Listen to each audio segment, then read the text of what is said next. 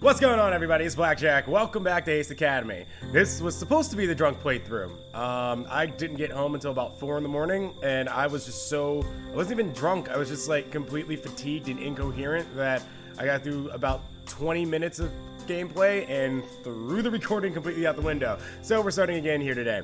When I arrived home, Uncle Kaito was staring at the phone with a silly grin on his face. I promise there will be a drunk playthrough again. I also need to start getting some other games into the mix as well. So Yu-Gi-Oh may be coming back after it was suggested on stream last night. Oh, hi, no, go away. Stare at him with the same grin.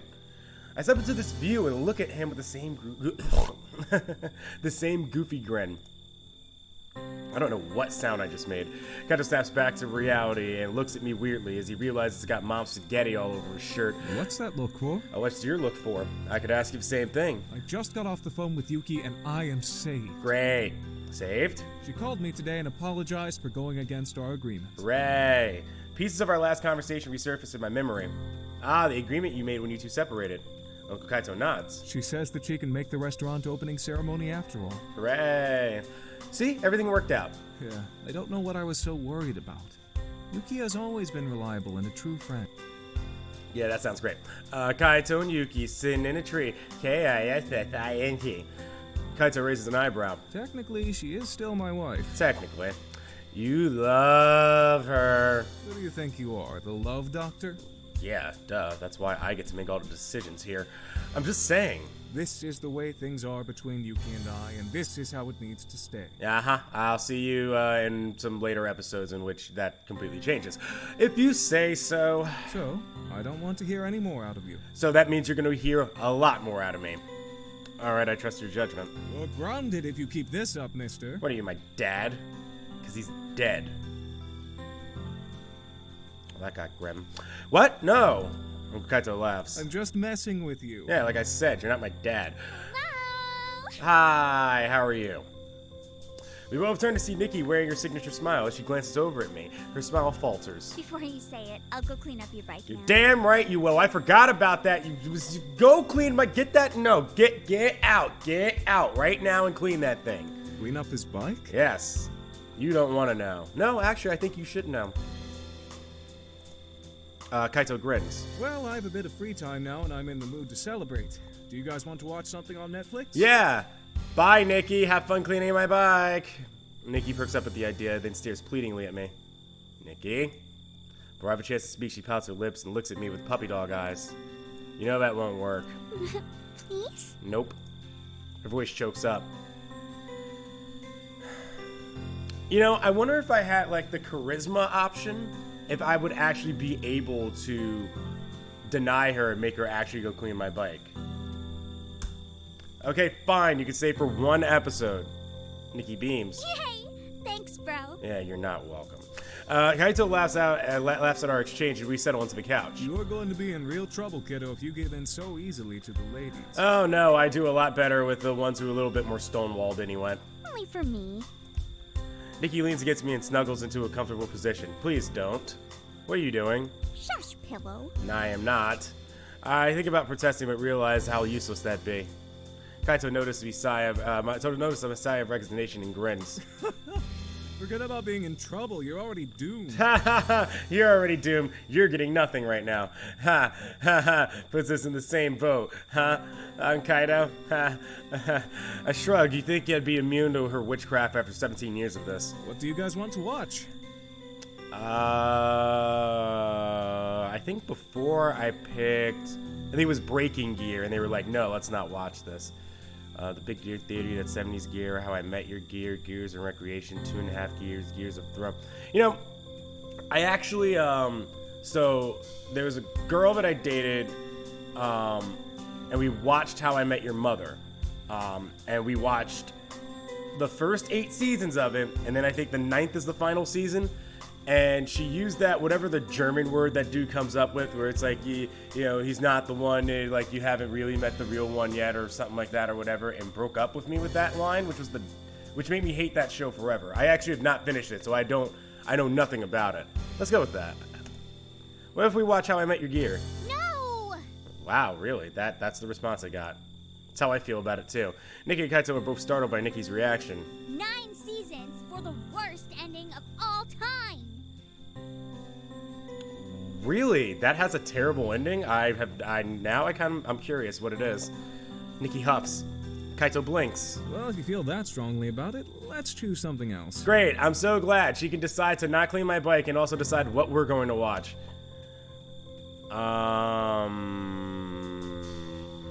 Breaking Gear. Come on, give me this one at least now. Oh, this is my favorite show of all time. Do you guys remember when... No! Nikki and I put a hand over Kaito's mouth. No spoilers. Yeah, we haven't finished yet. Kaito nods and we remove our hands. Okay, sure. Wait, I could have thought that last time when I picked this, they didn't allow me to go through because it was. Oh no. That was Gear of Wall Street. That was the So one. that probably means you don't want to know. No. Thank you. No! Stop! This is great. I'll stop now. Please. We both stare at Kaito suspiciously. Let's watch it. You won't hear any spoilers from me. Okay. Then it's settled. Kaito navigates through Netflix and selects the show. After binge watching a few episodes, Kaito stretches and pushes off the couch. That was a great break. Uh-huh. I have to get some work done before midnight, though. Alright. Don't stay up too late, you two. I'll stay up however long I want. You're not my dad. Okay. Kaito retreats into the kitchen where his laptop and papers are scattered. Nikki heaves a long sigh. Well, I guess it's time for me to clean off your bike. Damn right, get to it. Before she can point her sad eyes at me, I shake my head. You can do it, so damn it, turd burger. She immediately brightens up. In Alrighty. that case, I'm going to get started on my homework. Uh-huh. Your homework, homework, yeah. Like how you should be working in home on cleaning my bike. It's my senior year. I need to maintain my grades to get into a good school. Education's overrated. I'm sorry, degrees are overrated. She has a point. There's a difference between those two things. Alright, let me know if you need any help. Thanks. It's nothing too difficult, just a lot of questions to go through. Uh-huh. Okay. We both nod, say our goodnights to Kaito, and head to our rooms. I spend the rest of the evening relaxing until it's time to sleep. As I call and a text, my phone buzzes. I open up a text from Show. Hey yo, guess what holiday is coming up next month? I'll give you a hint. We're all going to the beach. You interested? Yes. A holiday in which we all go to the beach. I have no idea what that holiday is, but I like it already. I text back. You know it. Hooray. At least it all won't be with Show. Alright, so I guess these are the chapter markers. So I'm guessing I just finished the first chapter. Time passes in a blur, and suddenly it's been a month since Nikki and I moved to Izokaze and I started at East Academy. My team and I are stronger than ever, and our winning streak has not been broken. Kaori, Sho, Mayu, and I spend many evenings practicing in the hangar, learning how to anticipate each other's needs on the field. Yuna continues to manage our sponsorship from Dashu, and she becomes more comfortable with the team. Valerie works hard behind the scenes to continually update our gears, and after all the tweaks she gave me, yada yada yada yada yada, Carter, blah blah, we're undefeated. That's really all that matters. Oh, this is different. Aside from that team stuff, Kaori and I will occasionally meet up for lunch in which she berates my food choices and offers me healthy alternative recipes. Oh, it's only because she cares. I pass those on to Nikki, who already loves Kaori even though they haven't met. That's not yeah, you can't love someone you haven't met yet. So I guess it is actually locking me on to Kaori then. Alright, I'm not mad. Me gusta. Me very gusta. On the home front, Uncle Kaito is still as busy as ever now that his newly opened cafe has become insanely popular. Nikki spends most of her time at her school's cooking club, which has gained a lot of traction among the students. Sadly, that means I've had to fend for myself when it comes to food.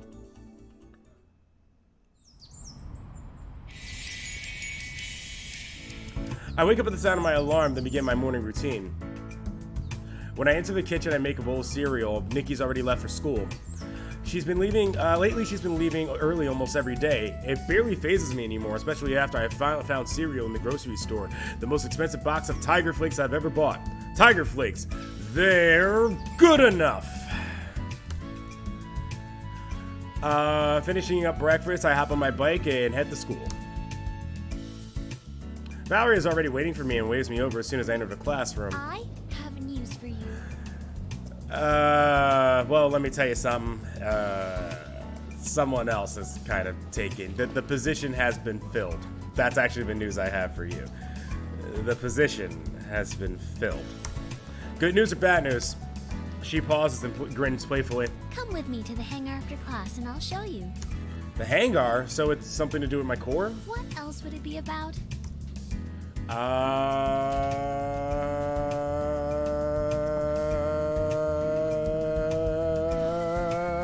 Take your pick. My powerful thruster, strong and sturdy exterior, or lightning quick agility to name a few. If you're so lightning quick, how come Eagle gets so beat up during matches? I don't know which matches you've been watching, but clearly they are mine. Pretty sure they are. But I win. Then you have a strange definition of so beat up, considering the most Eagle ever gets is a few scratches on his armor. Valerie smirks. I've seen some dents in there too. Hey, listen, it's a robot, and it's naturally gonna happen. I mean, if they're constantly clanging and just doom, doom, doom, at some point it's like a car accident. It's like if you scrape up on the car, and metal hits metal, and then boom, and it gets a dent. Sure, from blocking. Mm-hmm. That's the only thing it could possibly come from. If I'm kicking that much ass. Valerie waits expectantly. So? So what? You haven't said yes yet. Will you come with me to the hangar? Fine. Yeah, I'll go with you. Good. I was starting to think maybe you didn't want to be alone with me. Well, I don't know. The last time you tried to get me alone with you, I mean, you were setting up traps. Before I can respond, the professor raises her voice over the chatter. Good morning, everyone.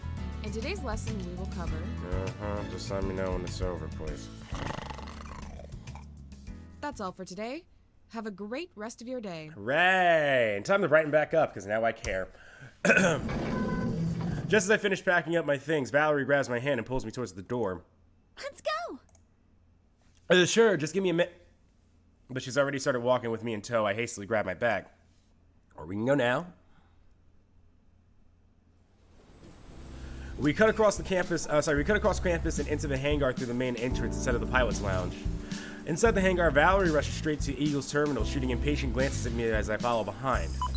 She sets herself in front of a terminal, and after typing in a sequence, she proudly points at the screen. Check it out. What's it all about? I think I did this one before. Cool numbers. I glance at the screen and see a continuous string of numbers. Valerie is trying to hold back a smile, waiting for my reaction. I'm not sure what I'm looking at, but I don't want to disappoint her. This is really cool. I know. It took me forever to find it, but I think this is the big breakthrough we've been waiting for. Really? What does it say? She pauses and smiles coyly. You have no idea what this code is, do you? Nope. Nope, that last question gave me away, didn't it? Yep. Well, you know how all the system scans we've been doing haven't shown anything new? Sure. Yeah? Our approach was the mistake. I was thinking, if I wanted to leave a secret message on a system, I would embed it into existing code and spoof the service identity so that it would remain inconspicuous during scans. Uh-huh. What? Well, I was doing a manual evaluation through listed services during the last week and noticed a discrepancy here.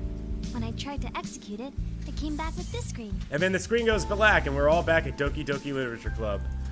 Her voice grows with excitement. I'm positive there's something behind this code. Really? Then let's find out what that is. I was hoping you'd say that. Tell me how to decrypt it and we'll find out in a second. Cool. What makes you think I know how to do that? She raises an eyebrow. I wouldn't even know where to begin. Would you be able to hack it? Valerie bites her lip as she thinks. Yeah, but it might take a few days. That's probably still faster than it would take for me to figure it out. She grins. I won't argue with that.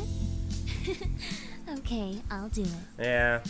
But only because you're cute. Oh, thank you. I appreciate that. And this is charming good looks here. Also, still not happening. At least not anymore. It's not. Maybe not this playthrough. Maybe another one. She winks at me and then turns her towards the terminal. Thanks. Already engrossed in the code, Valerie gives me a short wave of dismissal. As I find my way out of the hangar, my phone dings with an email from the school administration. I scan through the contents. Due to the school disqualification of Team Strike X, my team will now face Ona Bugeisha in this week's match. I wonder what Strike X did to get themselves disqualified. The phone vibrates with a group chat from Show.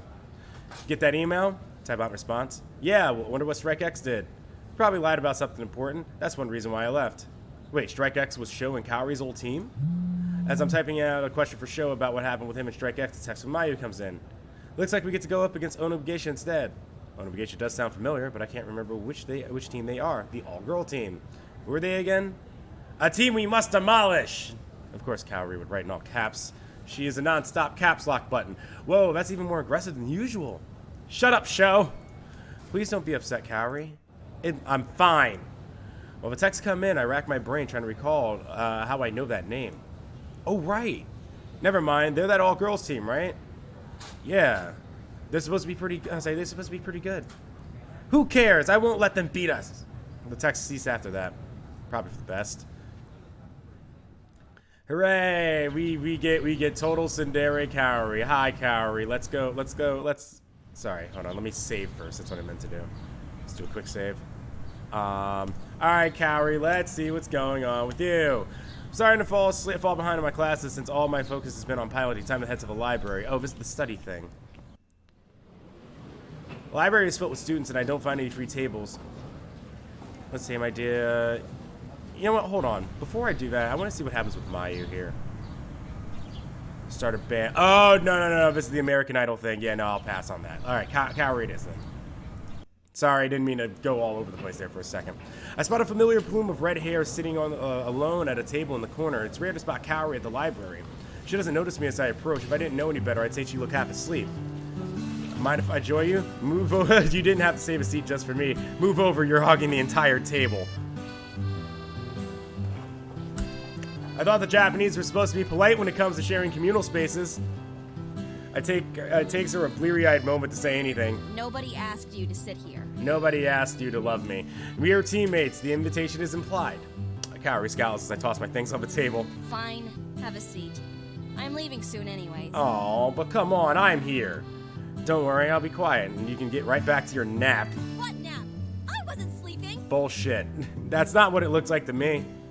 For a moment, it looks as if she's going to pull back and hit me. When her hands finally move, I flinch. But to my surprise, she delivers an intense and dramatic stretching yawn. I guess it doesn't matter if I tell you. Yeah, I already know everything about you, kind of. Not really. Maybe it's because she's tired, but she seems relieved to be talking about it. One of the volunteers at the daycare left, and I had to take on their students. We were already short-staffed, but now it's much worse. I don't remember if she said that last time. That's a relief. What? Why? I just never seen you so. I thought you were doing shenaniganery. Yeah, this is different. This doesn't. I don't remember this. I don't remember that specific, like this specific dialogue coming up.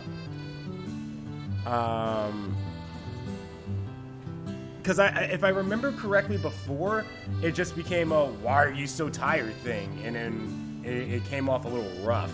But now this comes off a little bit more like sympathetic to Kaori and like the things she's going through because there's knowledge of it. I want to see what these different options do. I thought you were doing shenaniganery. What is? Oh, that's probably the drinking thing. I thought you were trying to fall asleep. I thought you were falling asleep trying to read that. I motioned to the hefty textbook opened in front of her. I wasn't sleeping. That's not how it looked to me. I told you. Kaori lets out another big yawn. Don't worry about me. I just have to work a few doubles until we find a replacement. But all I can do is worry about you. Let's go back. Let's see. I've just never seen you look so worn out. I thought it might be something serious. She narrows her eyes. Serious? I don't know. Yeah, like family or school stuff. You're saying that I don't take my job with these kids seriously? No, that's not what I said whatsoever. God damn it, turd bird. You put yourself in a big trap with that one. No, that's not what I meant. Kaori lets out another big yawn. Don't worry about me. Okay, no. Serious. All right, let's see what the shenaniganery thing is. I thought you were hungover again. Yes, it is that. Again? You don't remember? She blushes. I don't know what you're talking about. Okay, that is a way better option. Kaori lets out another big yawn. Don't worry about me. I just have to work a few doubles until we find a replacement. Why don't you share the work with the rest of the staff? Do you know anything at all about educating children? No, I don't. But I can help. Not really. Obviously. At that age, one of the worst things you can do is to switch up their instructors. It has a terrible impact on their learning. Okay, Mom Cowrie. Children need stability and time to build up trust. And while they're getting used to us, we're learning about them. It takes time to understand how a child learns. Tell me- They're feeling. Yeah, tell me more about when you eventually have my children. Some kids might have an easier time with Jesus, change, okay, and it won't alright. matter as much if they are rotating staff members. But other kids already have unstable homes to go home to. The daycare is the only place they feel safe. Oh, are you finally done? Okay, cool. I was just wondering because I wanted to know if I could maybe get a little bit of interjection in there. Okay. Oh, I didn't realize. And if I have to work a little bit harder for a week or two to make sure they get the best care, I will. Still, you need to take care of yourself, too. I am. You're falling asleep while studying. Are you going to fall asleep in the middle of a match, too? Clearly, you're not getting enough rest. She crosses her arms, but doesn't say anything. I'm right. You're right, but I don't want to admit you're right. I'm not trying to pry into your personal life, but you're my friend. Oh, Turtburger. I just want to make sure you're okay. She continues to stay silent, but her look softens. Besides, if you get sick, then they'll have a replacement instructor anyway. Her eyes widen before she looks down. I guess that makes sense. Yeah, it sure does. She sighs. Maybe I'll take it a bit easier. Yeah. I smile and nod. But I'm fine right now, so don't worry about me. Okay, have fun with your nap. Yes, ma'am. Don't call me ma'am! Oh, listen. Oh, now that you said that, all I'm gonna call you is ma'am. Yes, Mr. Tommy. No! Mrs. Absolute Cran? I'm going to hurt you now. Oh, good luck trying. She leans over the table, her fist ready to slug my shoulder. Thankfully, I see it coming and quickly lean back. Too far. My chair wobbles precariously, and I grab wildly for something to hold on to. And I crash into the floor. Ray! A few students look over it while I rub my sore head. Cowrie blinks at me in surprise and masks a giggle. Once sufficiently amused, she offers a hand and helps pull me upright. We study together in silence for a while. Study. She occasionally glances at me, but averts her gaze whenever I look at her. Oh. Can I help you? Need something? What? You keep looking at me. Need something? No, I don't. Stop imagining things. Besides, you keep looking at me. There's nothing wrong with that. At least I'm gonna be honest about it. Her cheeks flushed. Oh, okay. Because you're a cutie. I smirk boyish. Boyish? Boy, what the fuck am I doing today with my words? I smirk boyishly. What is up with your face? I merely tilt my head to the side and flash another grin. Stop! What? I haven't said or done anything. You... Eventually, yes. I and you. She stumbles. You're impossible! And you're impossible.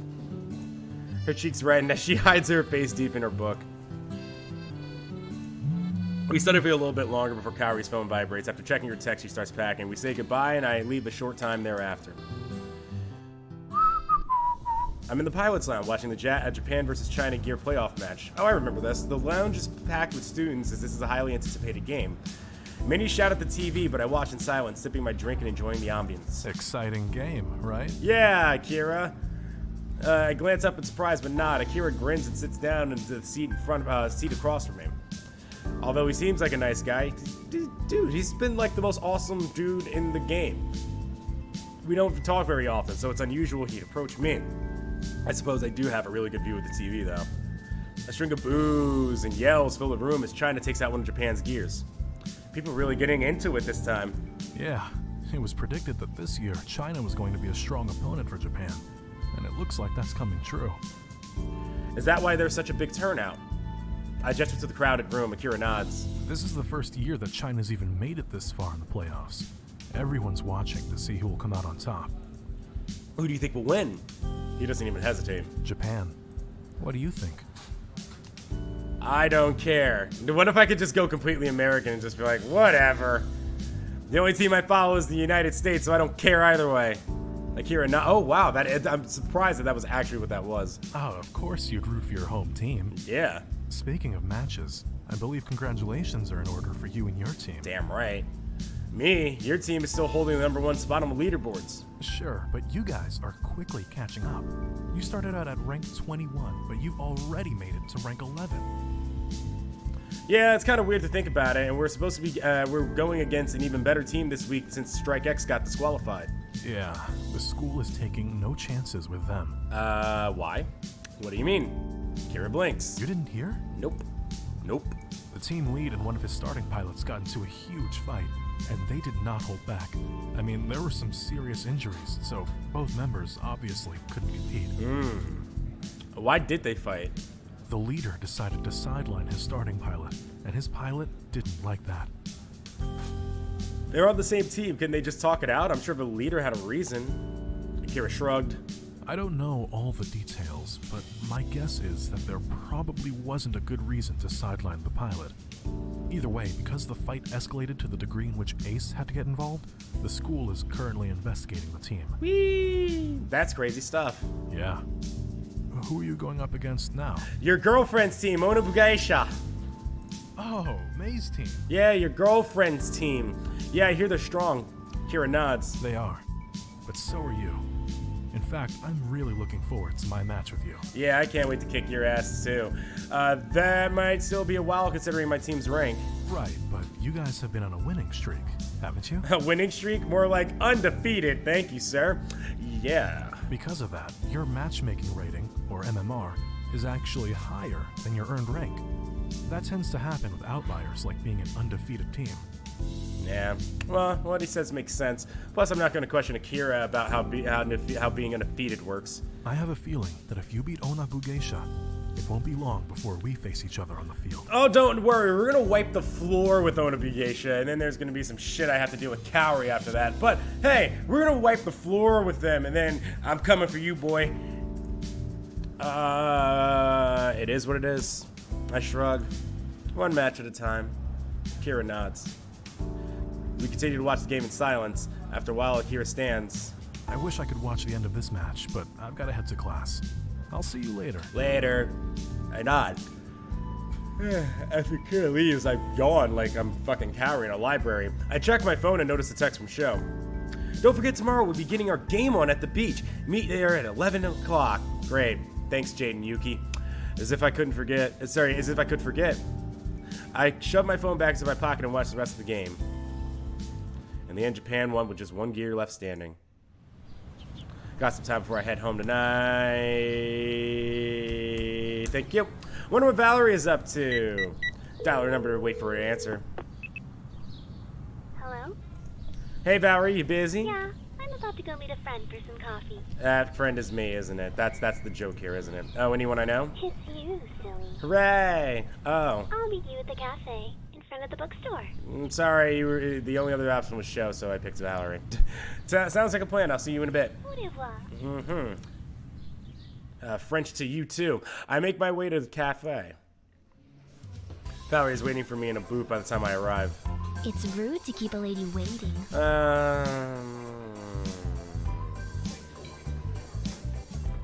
I don't know what I picked here.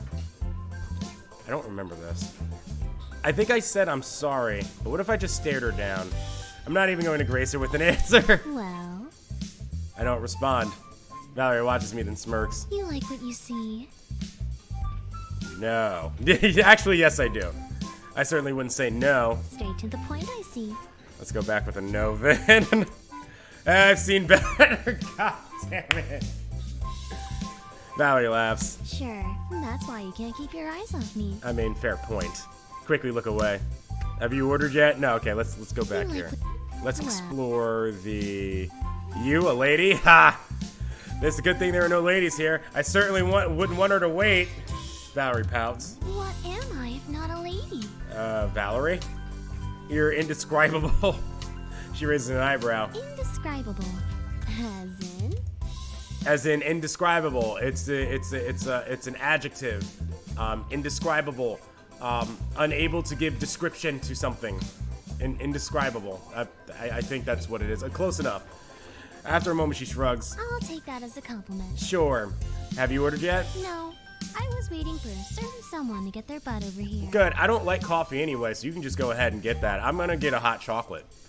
So what I'm hearing is you want to see my butt. Valerie smirks. Give me a twirl then. Okay.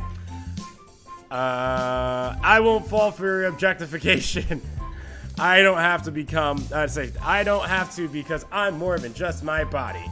Valerie smirks. Sounds like someone skipped their squats at the gym and is embarrassed. Probably. I won't fall for that either. She pouts but has trouble keeping a straight face. I flip open the menu and take a minute to read my options. Valerie and I both place our orders, and she pulls out a pencil and a sketchbook. What are you doing? Not me, you. What you're doing me, okay. Huh? Oh, I'm doing you. Oh, you're making me want to sketch you. Got it, okay. She pushes the sketchbook towards me and grins playfully. I want you to draw me, like one of your French girls. Yay, and this is where I learned about Titanic. Art is not my thing. So I don't do it. She pouts and blinks puppy dog eyes at me. Not even for me? I'm barely even phased. All those guilt trips from Nikki. Dude, you can't get a guilt trip from her, but you give. I hate you. We're good for one thing, I guess. Nope. Aw, come on. I drew you. It's only fair that you draw me. Please. A couple of cafe patrons are giving me dirty looks, as they should be. Fine, if it'll make you stop, she grins. She leans into the table, rests her chin in her hands, and flashes me a warm smile. Taking this as my cue to start drawing, I clumsily trace the pencil around the page. As hard as I try, my uncoordinated fingers cannot illustrate what my eyes see. Are you done yet? Nope. Valerie speaks through her teeth, trying not to disturb her pose. Nope. I continue to sketch. After a few minutes, Valerie tries again. How about now? Nope. Still no. She waits another couple of minutes. Now? Woman! Let me finish! Calm down, it'll be done when it's done. She sighs heavily. The things I have to do for you. In case you forgot, you're the one who asked me to draw you. You cannot rush these things. Shouldn't you be concentrating? What are you doing talking to me? It's more interesting than drawing. You are the one talking to me. If you spent more time on your drawing and less time blaming me for things, you'd be done by now. I glare at her. She winks before she returns to her pose. She winks before returning to her pose. We fall silent as I work on my drawing. Valerie stares confidently at me, never looking away when I glance up at her. For some reason, that makes me feel even more nervous. I push away my embarrassment and focus on her features. For all the times I've looked at her, I really have never seen just how perfectly her features flow into each other. It's the first time I've noticed just how truly beautiful she is, and my face flushes from the thought. The next time I glance up at Valerie, her smile looks more genuine. I know she saw me blush, and that makes me blush even more. After a few more minutes, I drop my pencil. Okay, I'm done. Valerie breaks from her pose. Let me see. Pushing forward the sketchbook, I wonder if she liked that I drew her. Alright, fine, let's explore. Let's see what happens with Tiggle Bitties.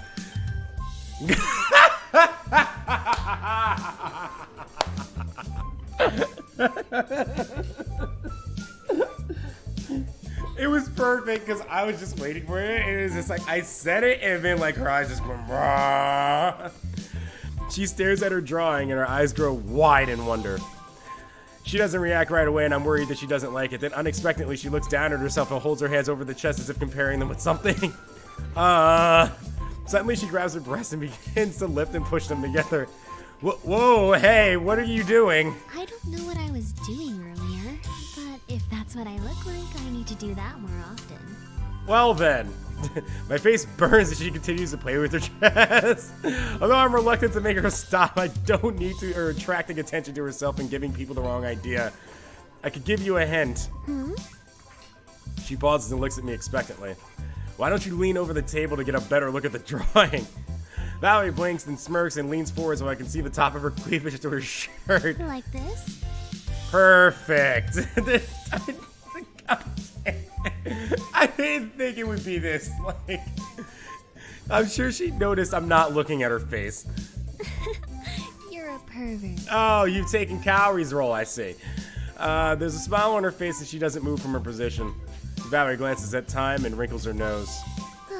I've got class soon. Okay, what happens if you say she looks like a stick? Or like an ironing board? Oh boy. She looks at my drawing and her eyes grow wide. What is this? Oh shit, music turned off? That's not good. She points accusingly at the page. A drawing? Look closer. Her finger points right to the chest. I don't get it. This is an accurate representation. Oops. Oh my god. All right. Boobs. Those are your breasts. Really? Because I don't see any breasts there.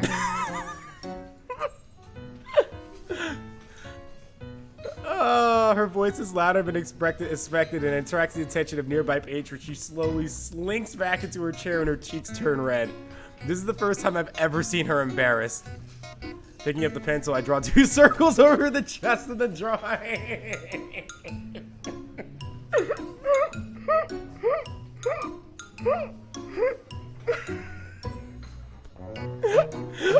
Happy now? That looks dumb.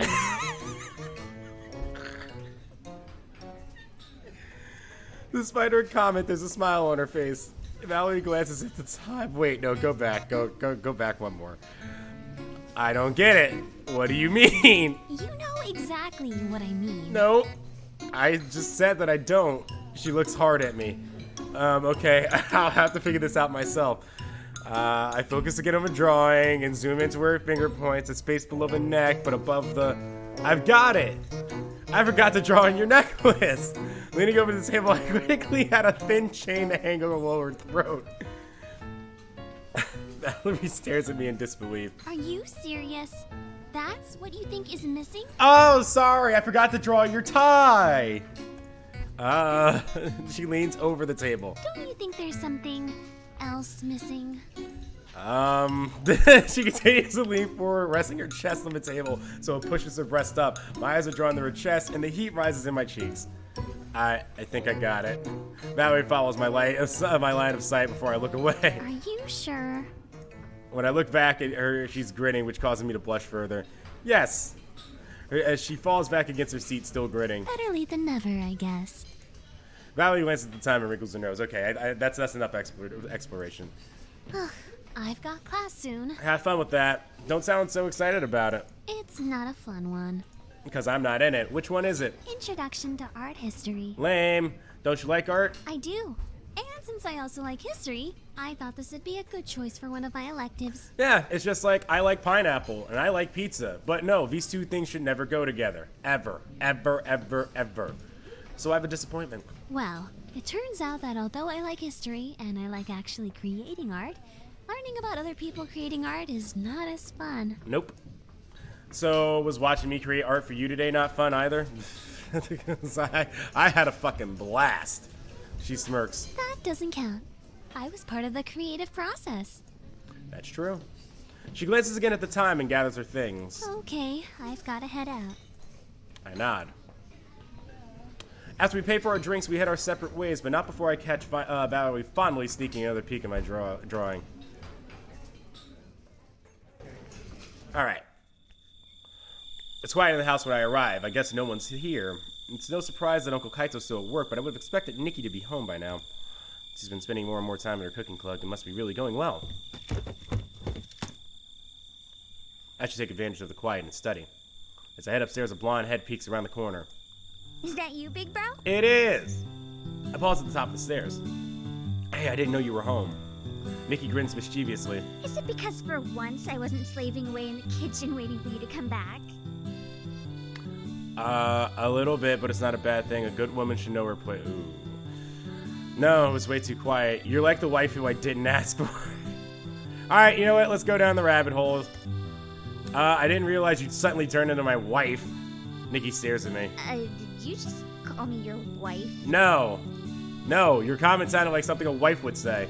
Don't make this weird, bro. Game already did that. Game already did that. You made it weird. She just shakes her head. Stop. Just stop. Anyway, before you so rudely distracted me, I had a question for you. Let's see how terribly this option goes. I know this there's no way that this goes well. I mean, that's kind of where a woman belongs. All right, let's see how fast the music turns off. Nikki's eyes grow wide before she narrows them in a glare. You're joking, right?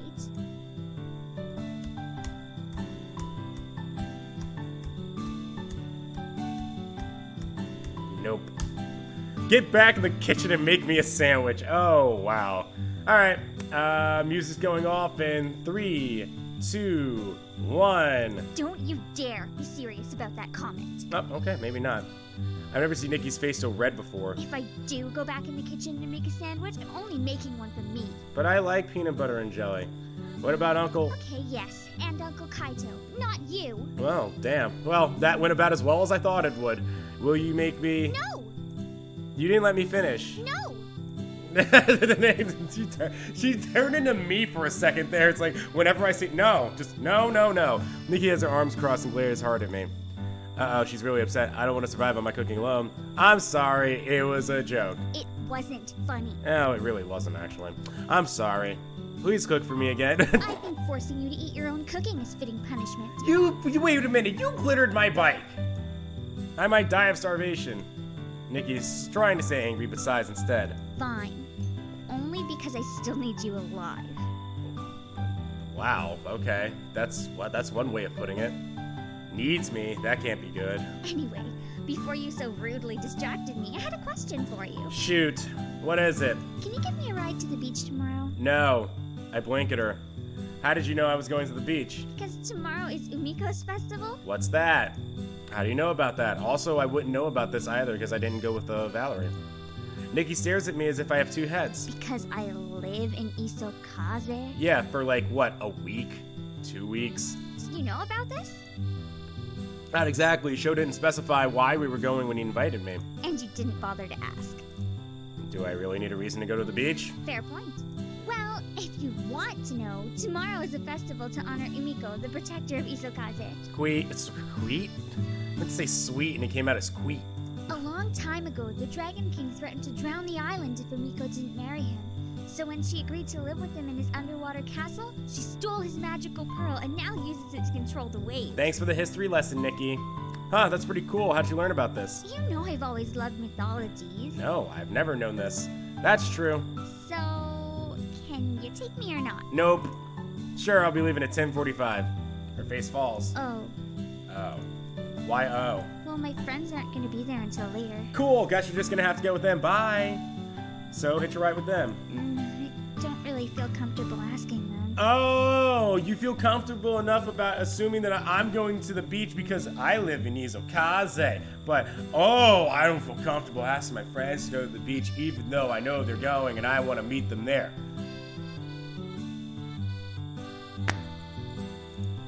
Fine then, you can come with me. But you're going so early. Then take the bus. She smiles sweetly. When I said early, I actually meant that's perfect. Uh-huh.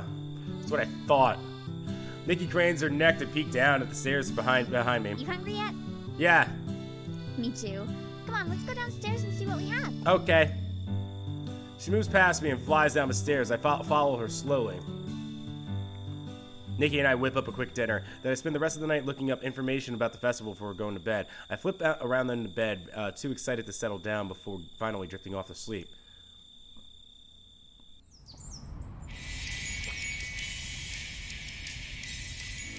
I wake up energized and throw off the blankets before getting dressed. It's going to the beach time! Since we're going directly to the beach, I decided to just wear my swim trunks and a shirt. Nikki is waiting for me downstairs. She's wearing a cover-up and has a bag slung over her shoulder. Finally. Hey, I'm on time for once. So, I've been awake for at least an hour. Why'd you get up so early? Nikki beams and fidgets with excitement. How could I sleep when I have such a fun day ahead of me? I guess that's one way to look at it.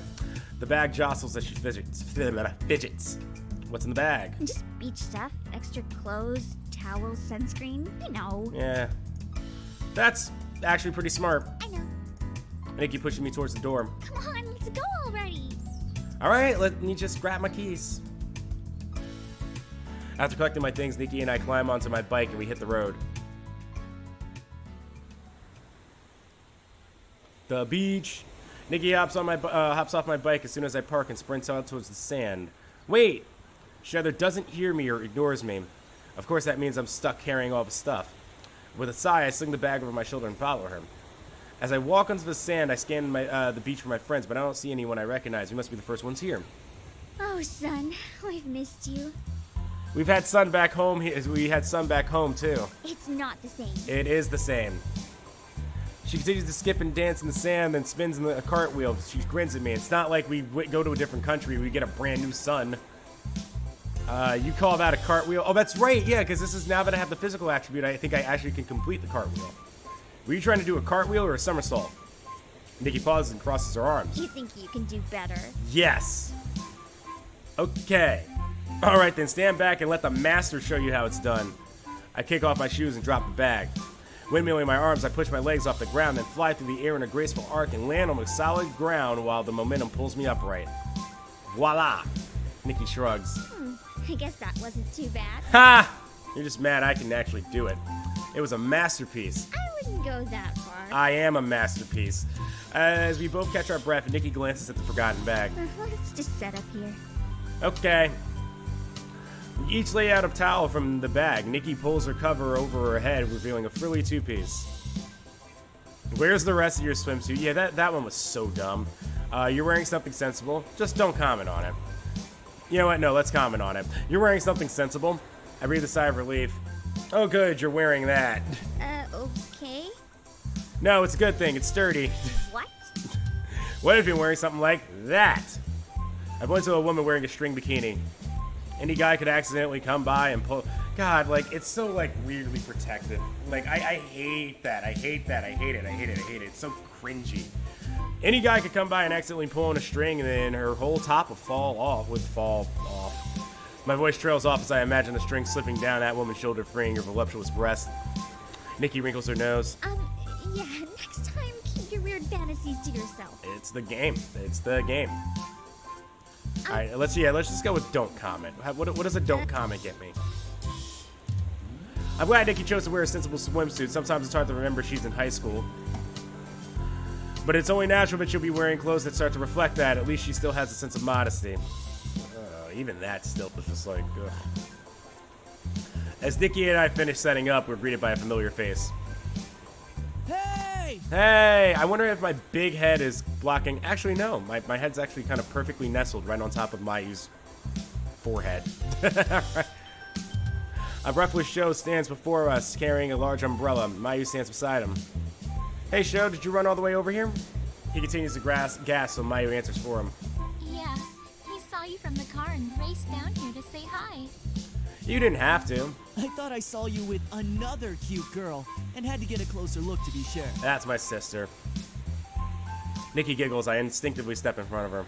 Aren't you gonna introduce me? Not really. Don't hit on my sister. Do you value your life? No. No. Nope. Come on, Brosif. You already have all the girls falling for you. At least let me try with this cute one. Okay. Don't talk about my sister like that. Your sister? Sorry, I didn't know. Good job, Sho. I watch him warily as Nikki steps forward. Don't mind him. I'm Nikki. I'm Sho, and this is Mayu. And now you have another girl pissed off at you. Congratulations, Sho. He glances at Mayu, who's been standing in silence, and balks at the pout on her face. Huh? What's wrong? You? She sighs. Nothing. Oh, did you want to introduce yourself? Sorry about that. She sighs again. No, that's not it. Sho scratches the back of his head. Huh? Then what is it? She continues to pout. It's nothing. Nikki leans over to me and whispers. They make an adorable couple. Ha, it's funny because they're not. I blink. A couple? Sho glances back at us. Us? No, we're just friends.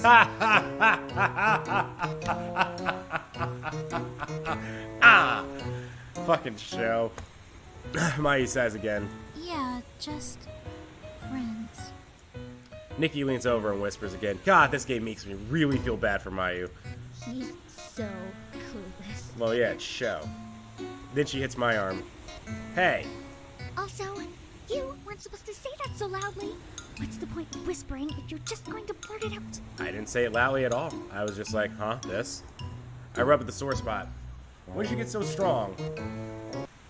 Suddenly we hear a shout over out in the distance. Following the source of the sound, I glance over and see Cowrie hovering over a cowering man. He has his hands up defensively. Cowrie snatches the camera out of his hands, fidgets with it, and throws it back at him. The man scoops up the camera, stumbles to his feet, and runs away at the sound of this pounding, unnecessarily heavy music for something that is not nearly this heavy. As the man flees, Cowrie walks towards the water before chucking something into the ocean, into the waves. I'm probably blocking show now. Nope, I'm completely cutting out Mayu's face. Okay, let's see. Can we fix that? Can we make me just... that's a little too small, but we might have to work with like a that. That'll do. We stare dumbfounded, watching the scene unfold. Cowrie spots us as she turns away from the waters and stomps towards us. I can practically see the steam rising out of her ears. Show size. Well, it was nice knowing you guys. It was never nice knowing you. Mayu nods. Aren't you overreacting a little? I mean, hey, that's my future girlfriend. When she's pissed, she's pissed. Nikki's voice wavers as Cowrie approaches, betraying her confidence. Hey, Cowrie. How are you doing, love? Can you believe that guy? No, I don't know. What did he do? Her voice trembles from anger. What happened? That pervert was taking pictures of younger girls. I made him promise never to do it again. Then took out his memory card and threw it into the ocean for good measure. Where he can probably get it again. It's 2049. Listen, if in 2017 we can pour, or 2018 we can go ahead and pour champagne all over a phone and it works, in 2049 I imagine they would come up with waterproof memory cards right now. Nikki's eyes Cowrie with wonder and elbows me. Wow, she's not scary at all. At least not like you described her. I never described her as scary. Cowrie whirls on me, a fierce scowl plastered on her face when she notices Nikki. Her expression softens to one of curiosity.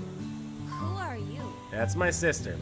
Nikki beams. Oh, I'm Nikki. Cowrie continues to stare until Nikki points to me. His sister. Cowrie raises an eyebrow. Really? Wow, you're lucky. You two look nothing alike. We do. Are you kidding me? I have blonde hair, same colored eyes, same kind of overall white/Japaneseness going on.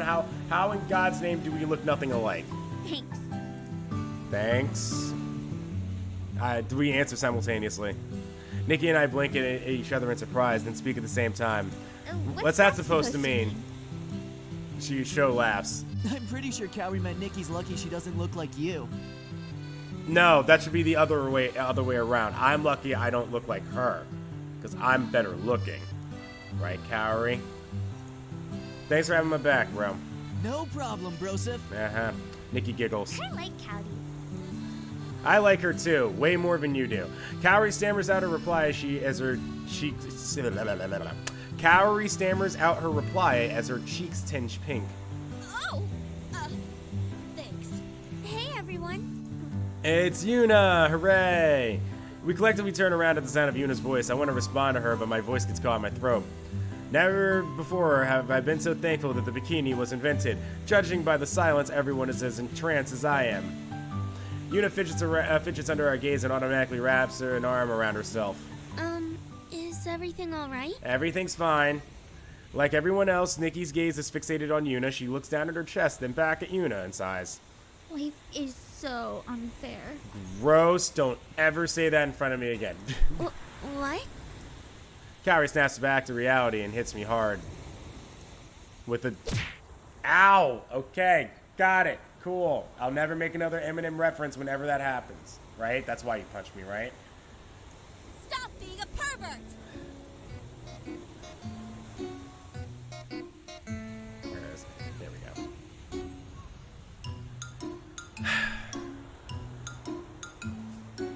I just needed that. I needed that thumbnail real quick. I saw you looking. Don't be jealous. What's with the hitting? I saw you looking. Yeah, let's make this worse. You were staring too. No? Yes. With her cheeks flare, betraying her guilt. I wouldn't do something like that. Yeah, you would. Oh, that's definitely the option I chose before. No. Stop being a pervert! What's with the hitting? I rub at the sore spot. Jeez, Cowrie, why do you always have to resort to violence? She crosses her arms. It's the only way to knock some sense into you. I love you. How much? I can't really have that much more sense, right? Right? Nikki nods along. Ain't that the truth? Cowrie looks at Nikki with interest. Okay, and now what's the last one again? Don't be jealous. No, that's probably the worst of the three. Sorry, Cowrie, I didn't mean to make you feel left out. There was just so much excitement when you showed up that I didn't get a chance to appreciate you. Cowrie throws an arm protectively around her chest. Don't look at Don't look at me. You are just as bad as the guy with the camera. No, not even close. No, I'm not. You're obviously not underage. She turns away from me. Stop that! Oh, man. I mean, could I have possibly made that any more awkward? Yuna looks You mortified. guys. Sho stands in a daze until Mayu pokes him. I see. Huh? She glances down and shuffles her feet. So that's what you like. You know, it's No, that's not it. I like yours too. it's not like, yeah, it's not like, what? Mayu looks up at Sho with wide eyes. Yeah, how does, like, Sho completely ignore her? Like, I don't get it. Stop looking! Sho's face burns red as he trips over his words, Wait, no, I didn't mean it like that. I promise. I'm not looking. Good, you're making it even better. Mayu continues to stare at him with doe eyes. But not because yours aren't good. Because they're great. Kaori marches over and whacks Sho on the back of the head. Ow! She hovers protectively over Mayu. Come on, Mayu. Fucking idiot Sho. Okay. Nikki grabs my arm and pulls me over to Yuna, who still looks nervous. You're being so rude, big bro. You didn't even introduce me to your friend. Oh, right, this is my sister Nikki. Yuna smiles, clearly relieved. I'm Yuna. Nice to meet you. Nice to meet you too. Sorry about earlier. Yuna waves away the apology. It's fine. So, where are we sitting? I'm about to answer when a sudden weight on my back throws me off balance. Don't fall. Stumble. I want to stumble for once. With a yelp, I lose my footing and we topple over into the sand with her still on my back. A lock of blonde hair brushes my cheek as Valerie leans over and look at me. Did you miss me? Not really. Kaori marches over and confronts Valerie before I can respond. What do you think you're doing? Claiming my spot.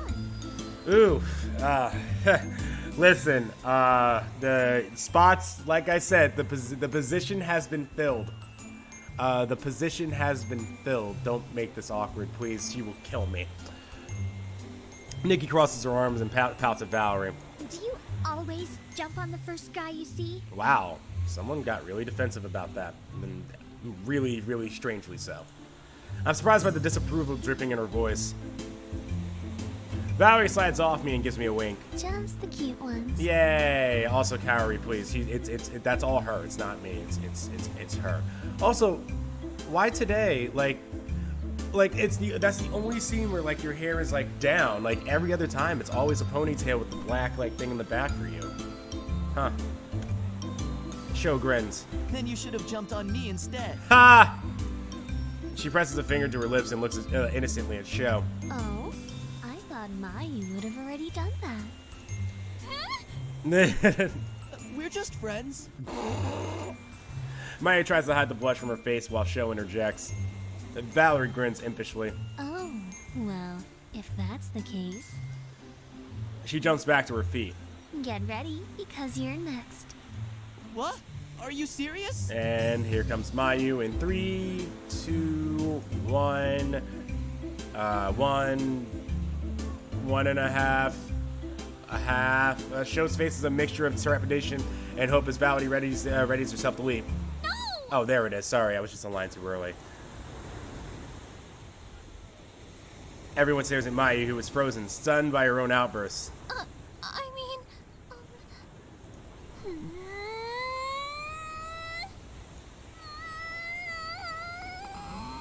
Can somebody please get their tea kettle off of the oven, please?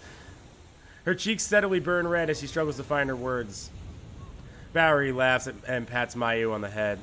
God, Sho, you're a fucking idiot. I was just kidding. No need to get so worked up. Mayu pouts. I wasn't worked up. Yeah, you were. She gently moves away from Valerie, whose gaze is now firmly fixed on Yuna. Oh my god.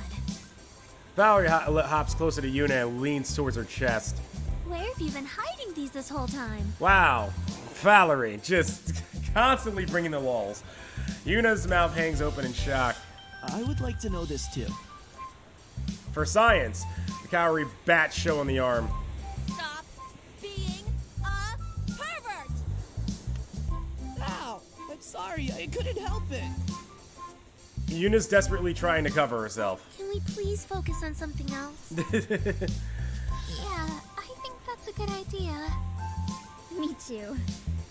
Sure. Alright, Sho seems a little reluctant in his agreement. So, where are we going to sit? Anywhere. Oh, Nikki and I already started setting up right here. It's not too close and not too far from the water. Sounds good to me. Yay. Everyone nods and begins to lay out their towels. We are lounging on our towels, enjoying the sun, when a sharp squeal interrupts the tranquility. Nikki! Oh, yeah, go get your friends and go away, please. Nikki bolts upright and waves to her friends as they race towards her. You're here. Great. Of course. We said we were going to be here, didn't we? Good, now you can go with them. The friend lowers her Are you voice. hanging out with your brother? Uh-oh. Yeah? Oh, is he going to come with us to the temple? No, No. Aw, why not? because the Temple of Syrinx, that's years later from now. He's busy. Also, I'm busy. The two girls stare at me. He doesn't look busy. I'm not, I don't know. I don't want to spend time with you.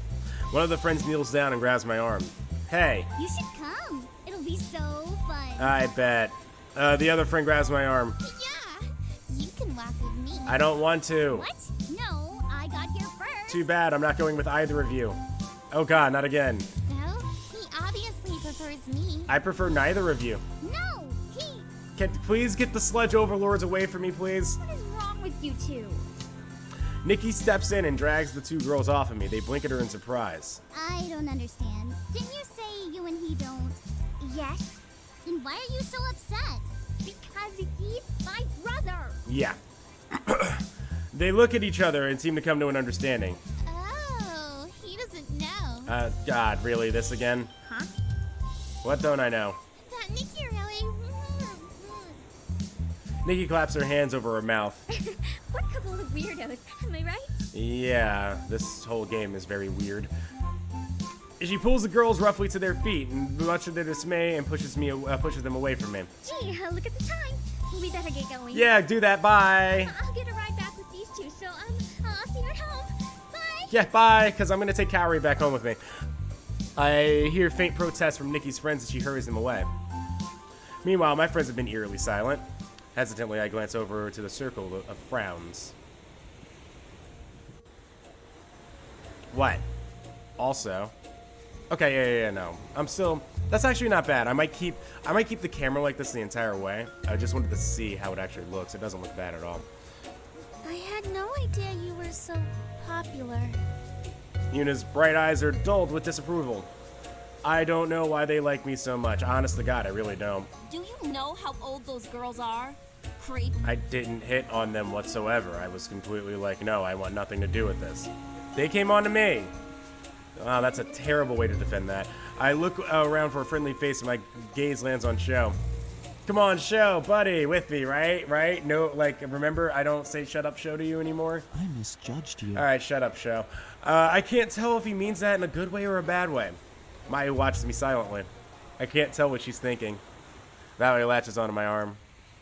You know, if you wanted a younger girl, you only had to ask.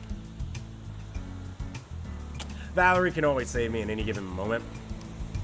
Ask who? You, ha? You? Ha. I like them older. I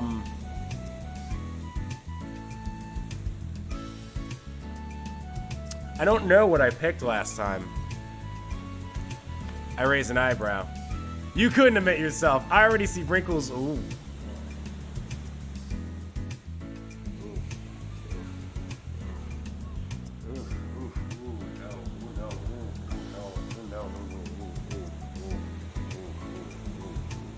I'm just, if you need me, I'm down here now. I'm down here. Nope. Valerie gasps, mortified at my words. Oh dear, vous existez, Mimi. The other girls blink in surprise. Je ne t'aime pas, imbécile. Yeah, he is an idiot. I don't know what she's saying, but I'm really turned up. Nobody asked you. Ow! Kaori intervenes with a well-placed hit to Sho's arm. Oh, I guess you can't say your line this time, huh, Kaori? Stop being a pervert, huh? Good job. Good job. This is sufficiently awkward. Boy, is it ever. So, the beach. How about we go swimming? Mayu brightens up at the idea. Yes! Swimming! She grabs Sho and races towards the water, even though they're just friends. Sho stumbles behind her. Hey, slow down. Kaori and Valerie glance at each other, then grin and jump to their feet. They speed behind the pair and leap into the water with glee. Hey, wait for us! Yuna and I follow behind. When we reach the shore, I slowly wade into the sea, enjoy how the water cools my hot skin. Come on, Yuna. What are you waiting for? Yeah, come on. Yuna sticks towards the shore and watches nervously as the water laps at her knees. That's okay. I'll just stay here. Yep. Do you know how to swim? Yes. Yeah. Sho and Mayu swim over and stand next to Kaori. What is it then?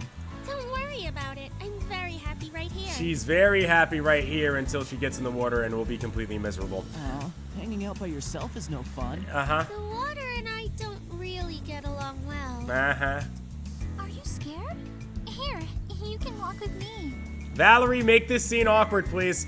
Mayu stretches out her hand and smiles encouragingly at Yuna. Well, it's more like... Here we go.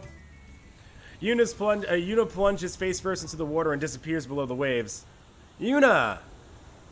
Everyone lunges towards her just as she resurfaces her back towards us. Yuna, are you okay? Don't look! Something floats in front of her, which she snatches out of the water and presses to her chest. Her head is lowered and her shoulders slumped as she struggles to simultaneously hide herself and retie her bikini top at the same time. Mayu clamps a hand over Sho's eyes. What? Don't look. Yeah, no, I'm staying put. Because I think I went to go help last time. I already been called a pervert once today. I don't want to make the situation worse. Valerie is nearly doubled over on the beach and squeals of laughter adding to the commotion. Wait, did I actually help last time? Do you need help putting that back on? That sounded a lot less creepy in my head. I mean, you seem to be having trouble with the knots. I promise I'm not trying to look. No, I've got it. She shies away from me and uses her hair to shield her body. Maybe I did choose the knot. I better leave it to her before things get out of hand. Okay, sorry. Yeah. Okay. No, I really don't remember which one I picked. She must have snuck behind Yuna while we were all distracted and pushed her in. Kaori stalks back to the beach and stands in front of Valerie. Why would you do that? Yuna looked like she could use a little push to get into the water, so I gave her one. You sure did. I bet you did it because you knew exactly what would happen. That's also probably true. I did not. But I won't lie and say it isn't hilarious. It was. What if she didn't know how to swim? She could have gotten really hurt. Well, there's 5 of us. I'm sure one of us could have figured it out. It's right against the beach. Completely shallow waters. Also a valid point. Still, it's dangerous because you can't prepare yourself. Calorie!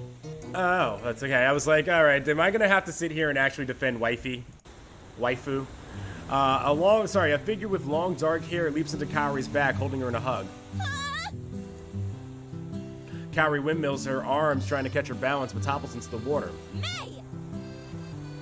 Kaori pushes May off of her and wipes the water out of her eyes. You can't just push people into the water! Why don't you people understand this? Because you gotta spice up your life, have a little bit of fun. Valerie is clutching her stomach in laughter. So good. May just smiles and cocks her head to the side. It's good to see you too. That's not what I said!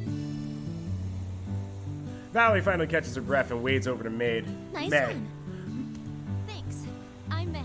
Valerie.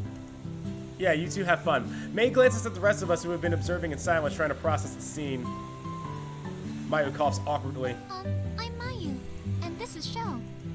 Sho is very obviously trying to process May's ample assets, but at the sound of his name, he doesn't say that, because I'm not allowed to say that anymore for this episode. Right. Hi. Yuna also seems to be sizing up May. I'm Yuna. And I'm Turdburger. May graces us with a broad smile. It's nice to meet you all. Kaori, when did you make so many friends? And now you're leaving. Wow. Wow. So mean. It's fine, I still love you. But I only just met everyone. Don't you have your own friends to hang out with? Jeez. I am hanging out with my friends. Yeah. That's not... A jet of water splashes Kaori's face.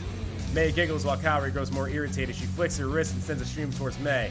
May dodges it and it splashes Yuna's chest instead. It's a water fight! Hooray! Yuna glances down at the chest and narrows her eyes, giggling fed up, using her old fan service, fan service, fan service, fan service. Fan service, fan service, fan service, fan service, fan service. Oh, damn it. I clicked off the series. Fan service, fan service, fan service, fan service, fan service, fan service. Fan service, fan service, fan service, fan service, fan service, fan service. Fan service! Is this not the best thing you've ever seen in your life? Fan service. Fan service, fan service. Yes, yes it is. Ooh, fan service. Wait, no, that's not how that works whatsoever. Fan service, fan service, fan service. Fan service? Fan service. I've been here this whole time. Fan service. Fan service, fan service, fan service. Fan service, fan service? Unification fan service? Yeah. Fan service. Fan service, fan service, fan service, fan service. How do May and Kaori know each other? They seem to have opposite reactions when seeing each other. Their relationship is strange. They've known each other since childhood, but judging by the way they act towards each other, it's hard to remember that. Yeah. Conversation ends. Silence settles in as we continue to watch the Splashes attack. Why aren't we joining in on the fun? Ooh, fan service. That's a great question. Wait. That's a great question. Sho swims closer to the girls and shoots a stream of water towards Mayu. Oh, fan service, fan service, fan service, fan service. Okay.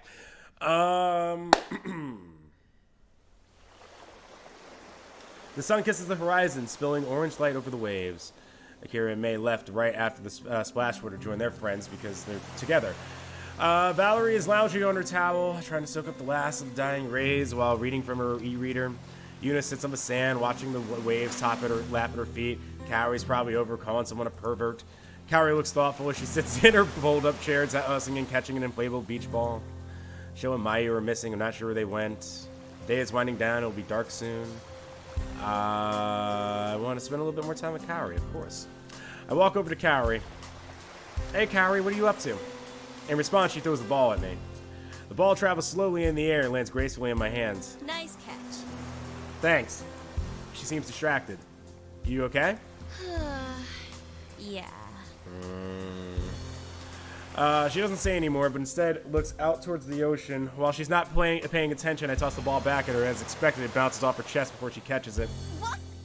Hey, don't throw things when I'm not looking. I can't do anything to you. I can't do anything, so I just do it anyway. It's like better to ask for forgiveness than for permission at this point. That's what it feels like. She hurls the ball back at me. Instead of catching it, I volley it back. Kaori blinks in surprise, but her reflexes kick in. She leaps out from her chair to return it.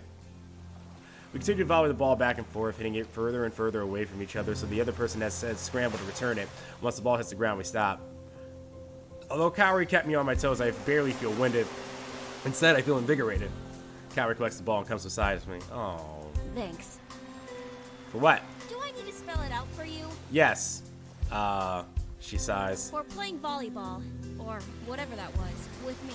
Oh, it's specifically the spending time with you thing, not the playing volleyball. You don't give a shit what we were playing. Oh, sure. Were you hoping to play with the group? She shrugs. I thought maybe it was something we could do. My sisters and I would play every time we came to the beach. It just feels off to come here and not play. I'm glad I could help. Normally, we'd play in the water, but I guess this will have to do. She glances at the sky. It's getting dark, so we should probably head back. Oh, okay. I'll go get Sho and Mayu then. All right. I'll tell Valerie and Yuna. Cool. As I search the beach, I find Sho and Mayu sitting on a rock cliff, their feet dangling in the water. Nope. They're leaning into each other, watching the sunset. I don't want to disturb their moment, so I slip away before I'm noticed. The girls give me questioning looks as I return. Did you find them? Yup. No. Wait, yeah, what do I go with? Yeah. Yeah, but they seem to be in the middle of something. I didn't want to interrupt them. Valerie smirks. I bet you just wanted to watch. I hate you. What? I mean, you were gone for a while. I had to find them first. Out on the beach? That's quite daring. Yuna seems thoughtful, but a mischievous glint in her, with a mischievous glint in her eye. They didn't. Valerie, Yuna glance at each other and then burst out laughing. My cheeks burn as I realize what I just said. I meant nothing was going on. Cowrie frowns. So you did watch? No! There was nothing to watch! Hey guys, what's everyone laughing about? What would happen if I said no then? What if I was just like, no? I bet. Did you? There we go. No, I didn't find them. Cowrie looks skeptical. This beach isn't that big. Fine! Alright, fucking Nancy Drew, you wanna go find them? They must really want to be alone. Yeah. Maybe one of us should look for them? No. No, the sun's already set, so I'm sure they're on their way back now. As if on cue, the two of them appear in the distance. As they approach, Sho's grin grows apprehensively under everyone's gaze. What's going on? Where were you? Okay, so that is wait, something there does happen a little differently. I want to know what happens with the yes. Did you find? Yes. Let's do yes instead.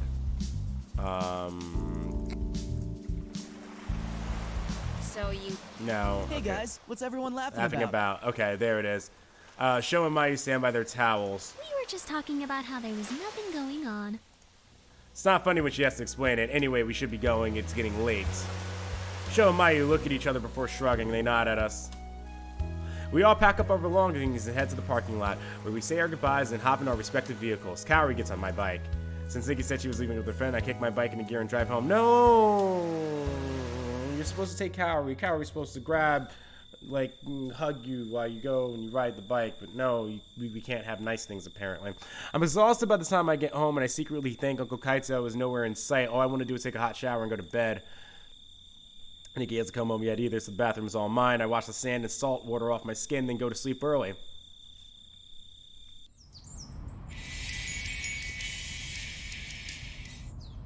My alarm sounds, waking me up. I turn it off and prepare for the day. After a quick breakfast, I drive to school and head to class.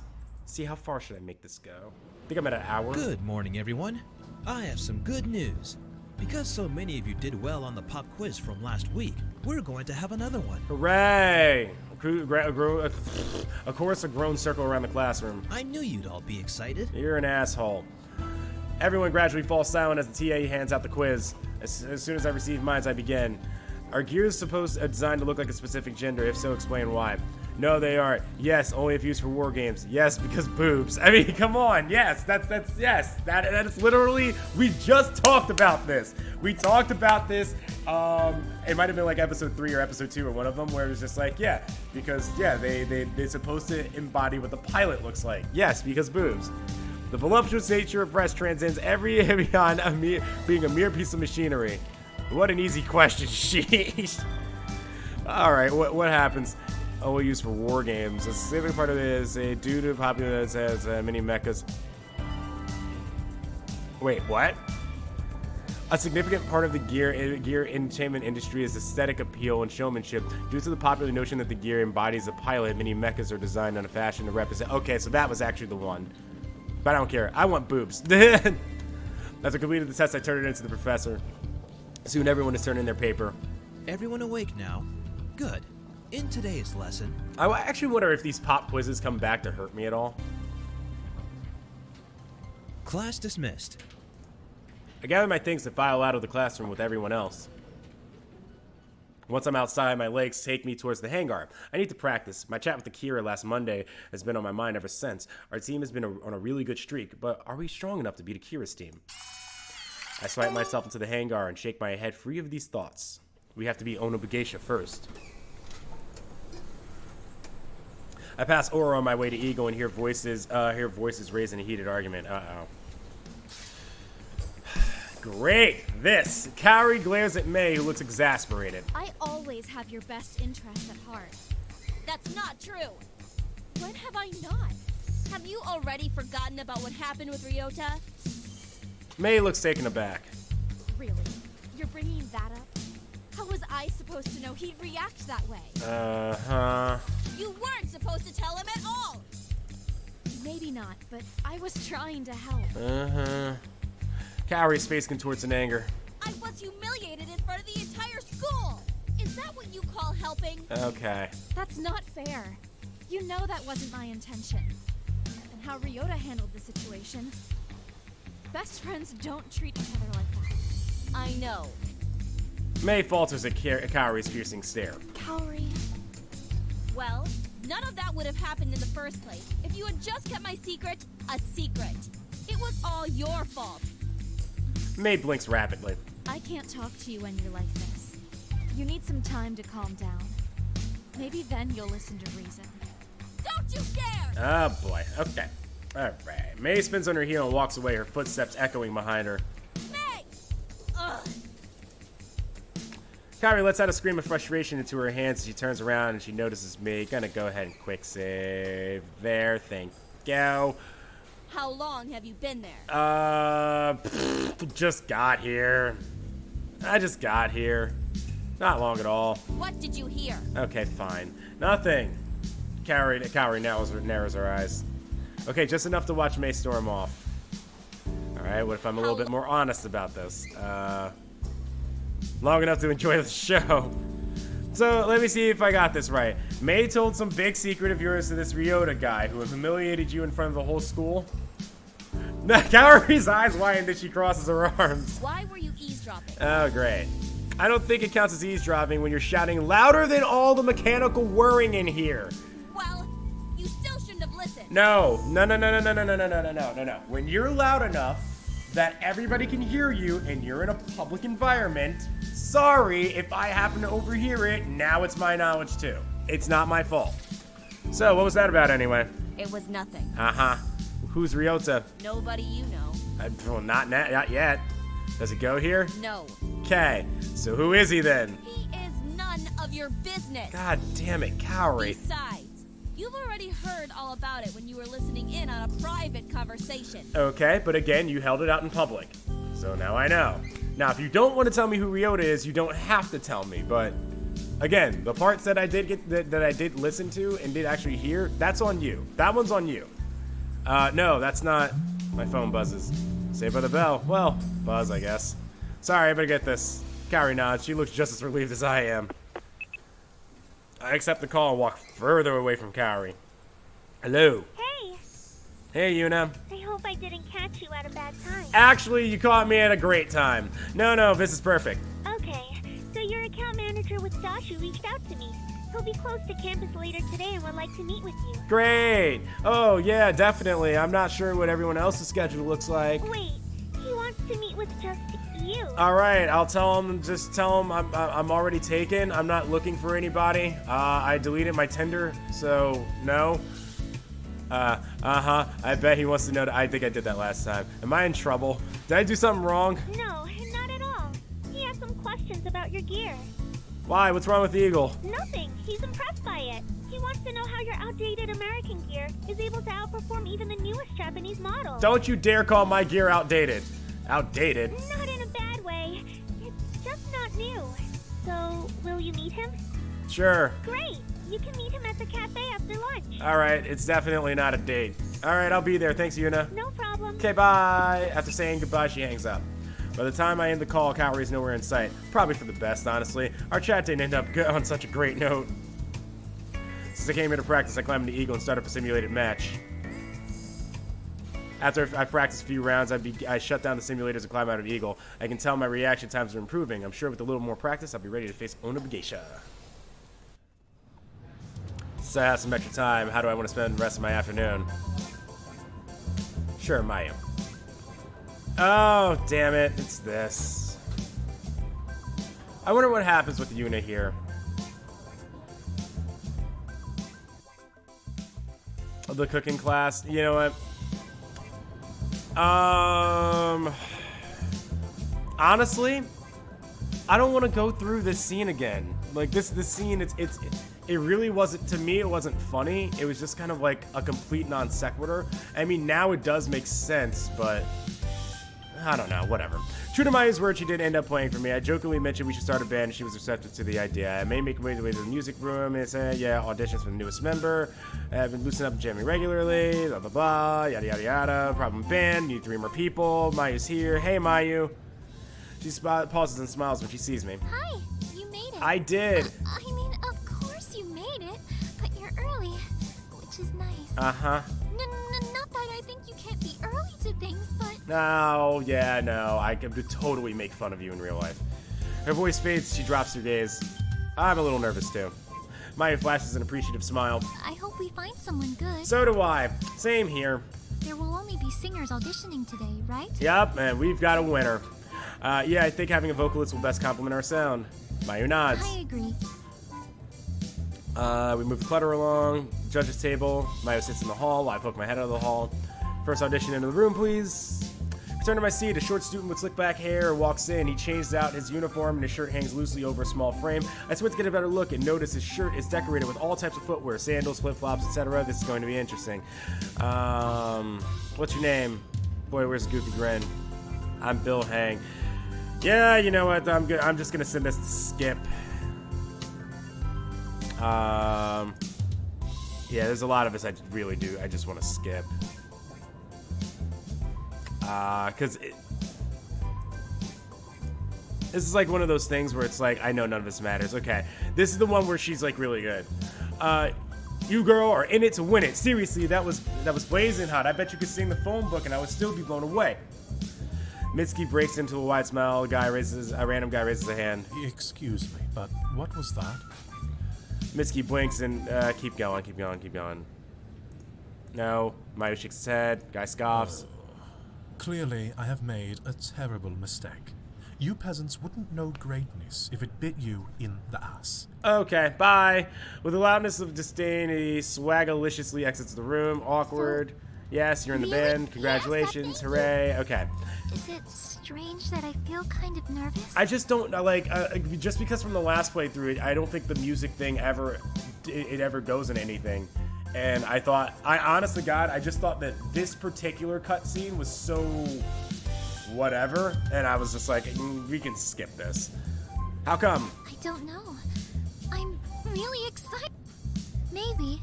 She smiles at me. Probably clean up. Yay. I think I reserved time. I just like, and I don't think that there was anything like dialogue-wise that would actually change in there, even if I did the stuff beforehand. So that's why I was just like, just skip this. After Mayu and I clean up the music room, if I do, okay, so here's what will happen. If I do a playthrough and I'm focusing on Mayu, I'll do that scene again. But I didn't think it was necessary for this playthrough. Clean up the music room, we part ways so she can go to class. I can't wait to see what kind of music the three of us will create together. I make my way towards the cafe to meet with our account manager from Dashu. I try to anticipate what kind of questions he'll ask about Eagle so I can have answers ready. You said this wasn't an interview, but I want to make a good impression. As I enter the cafe, I sweep my gaze across the room, spotting a man wearing a Dashu jacket. That must be him. After ordering a cup of coffee, I walk over to greet him. Hello. The man faces me, and I'm surprised by how young he looks. He only seems to be a couple of years older than us. I'm Turnberger, the pilot for Eagle from Ace 204911. He smiles and gestures to the seat across from him. I accept the seat. Thanks for meeting me on such short notice. As I'm sure you know, I'm Yuri Ariev, your account manager with Dashu. A waitress placed our drinks on the table. He takes a sip from his drink and he seems pleasantly surprised. That must be some good coffee. I'm not going to put you on the spot, but I am curious about a few things. About Eagle? Eagle? He looks genuinely confused. I guess my intel was incorrect. No, about Hyperdrive. Who? Hyperdrive? That was the team I played for at CINY. Looks like Yuri did his homework on me. I'm still under the NDA. Someone wants the inside scoop. Be aware if I still have an active NDA with them. For those that don't know, NDA is non-disclosure agreement. He nods. Of course. I am more interested about the team and sponsorship dynamics in the West. I've researched that companies have official teams in the school rather than just sponsoring a different team from time to time. I nod. That's right. Hyperdrive is an S-ranked division team at CINY. That's quite the accomplishment. I can see why you transferred into Ace with a history like that. Hard work paid off. I'm a natural. Really? It's pretty easy to be honest. Yuri grins. Very confident. Interesting. Yeah, no. What were your teammates like? Assholes. Hyperdrive had about 20 pilots on the team. I didn't know them all well, but I made a few friends. Yuri takes another sip from his coffee. Ah, yes. I've heard the official company teams tend to recruit purely from an efficiency and winning standpoint. There's even internal competition within the team to see who are the strongest pilots. I nod. Which means your solo rank must have been strong if you were the primary backup after the starting four. Yeah, although I can't say everyone was pleased with the first year being a primary backup. Yuri chuckles. I take it the more senior members of the team weren't pleased. Yep, because of that, most of the people I considered to be close with, were other first years, but some of the seniors who were already on the starting lineup would help me train. Sounds like there was a very split dynamic among the team, which is not surprising given how large it is. It's hard to foster close camaraderie when everyone competes for the same spots. There were definitely a lot of cliques that formed within the group. I tried to stay away from any drama and focus on bringing up my rank. How well do you think that model works compared to the model here? Pause. The pressures are different, but I do believe smaller teams make more efficient teams. You're more invested in your personal training and development, not because there's a looming pressure that someone is just a number away from replacing you, but because you're an important member to your team. And of course, you end up fostering closer relationships with your teammates. If you know what I mean. But the whole sponsorship process here is completely imbalanced. Yuri nods understandingly. Honestly, I'm grateful you agreed to sponsor us. We were rejected a few times before, and Yuna was really disappointed by how unwilling most companies were to consider us. Your team at Ace is a little unique.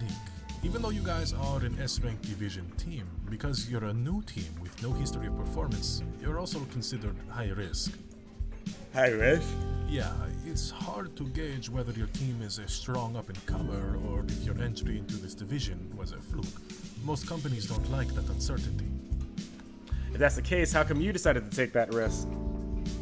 He grins. I know good talent when I see it. Oh, sure, that's what it is. I'm positive. Sorry. If I'd been too afraid to take risks, I never would have landed Udai.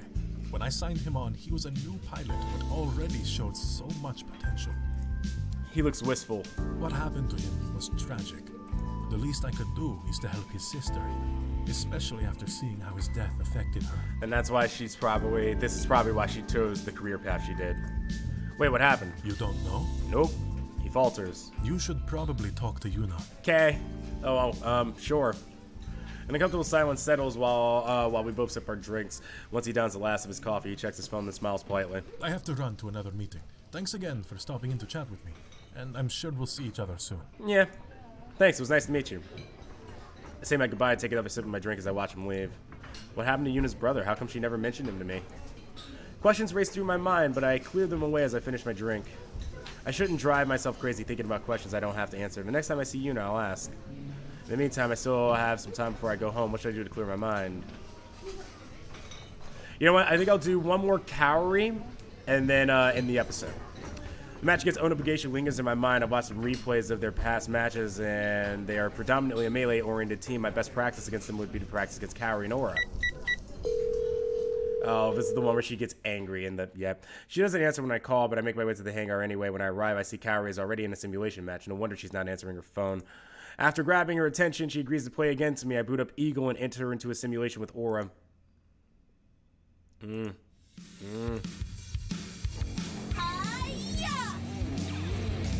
Aura thrusts forward with an aggressive stab. Juke City. I easily dodge her attack. Her gear loses balance and stumbles forward. I just like the sound of Juke City. What was the rest ones? Thrust backwards? Yeah, no. Oh, so are they all... They're all the same. So none of them... Okay, yeah, it's all the same. Yeah, counterattack. Eagle uses counterattack. It's super effective. Aura is fainted. Has been depowered. Kaori's frustration. Yeah, that's so weird is that they give you all those different, things to quickly pick something. And I get that, in an actual situation where the battles really matter, that actually does have different effects. But, when it doesn't matter, it's a little, jarring. Because sometimes I want to go back and click everything, and it's well, then why? Kaori's frustration is audible through the comm. This marks her 4th consecutive loss. She's playing too aggressively and not planning out any tactics. Let's take a break. No! We need to keep practicing. Oh.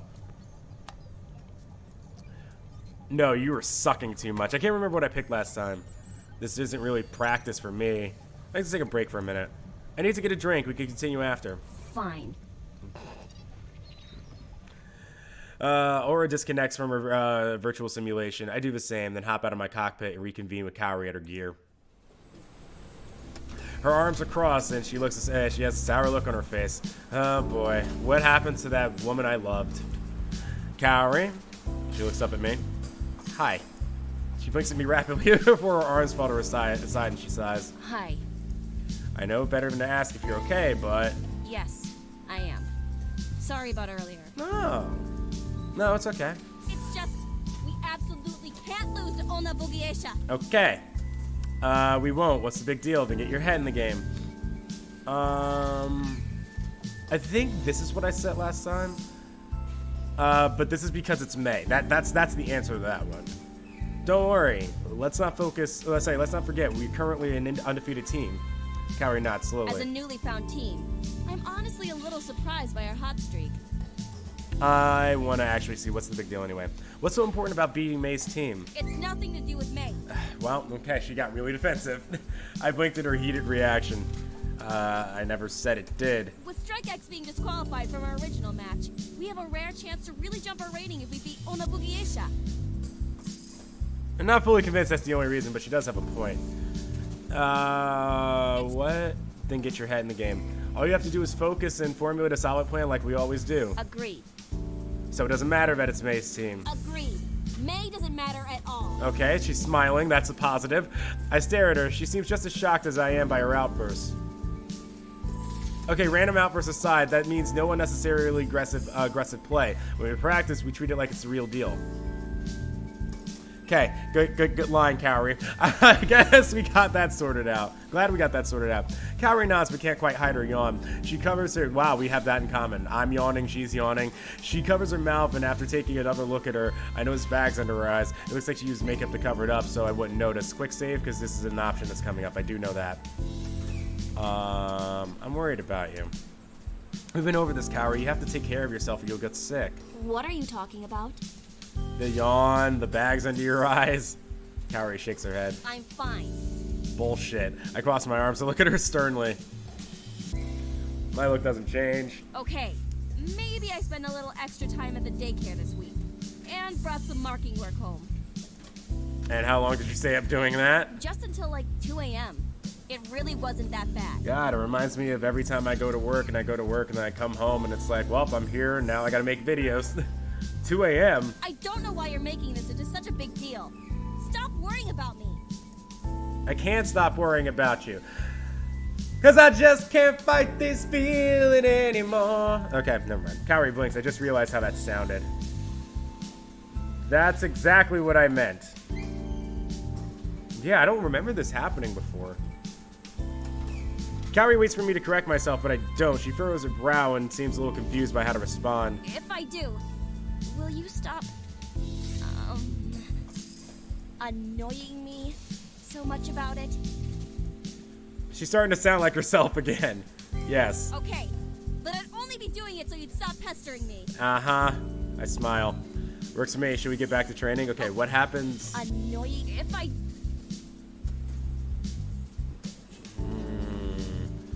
I mean, as my teammate, because, you know, you're on the starting four of a team and we don't have a backup. Kaori nods rapidly. Yes, I see what you're saying. That would be, bad. I will look into rectifying my situation. See, these options weren't here before because we definitely weren't on path. Good. Good. This is getting awkward. Let's get back to practicing. Let's see. All right, now what happens if I just don't say anything? All right, let's get back to practicing. Yeah. Wait, what? That's it? Okay. I like this one because I like sincerity, but this is just I like the route of this one because it was hilarious. All right, I want to go with the sincere option. If I do, will you stop annoying me? Yeah, because she goes back to being like herself. But I smile. Works for me. Should we get back to training? Yes, of course. We head back into our gears and load up another simulation. Kaori is more focused than before, no longer making such rash decisions. Ultimately, we end up getting a solid training session from our duels. Far long it becomes late and we say our goodbyes before heading home. Okay, I'm gonna go ahead and save here and bring it into this episode. So, like I said last time, we're on the path for Kaori. Seems to be going well thus far. Been liking the little nuances and stuff that they brought in. Sorry for just completely skipping over Mayu's thing. I wasn't interested. I thought that was actually one of the weaker done cutscenes that was done in this game. But other than that, I mean, this has been pretty enjoyable. And I like that now we're getting some special things with somebody as you actually go directly towards them. I probably want to try to actually get all characters and do all pass of them. I might do some Twitch streaming for some of it and then upload highlights of it here. But yeah, that's it. If you're brand new to the channel, go ahead and hit subscribe down below. Leave a like on the video if you enjoyed what you've seen today, and tell me what you thought about this current run of Ace Academy as we try to go ahead and get Cowrie. Thank you all so much for watching. Goodbye. Good night. Bang. Okay. Should probably check my notifications and stuff, shouldn't I?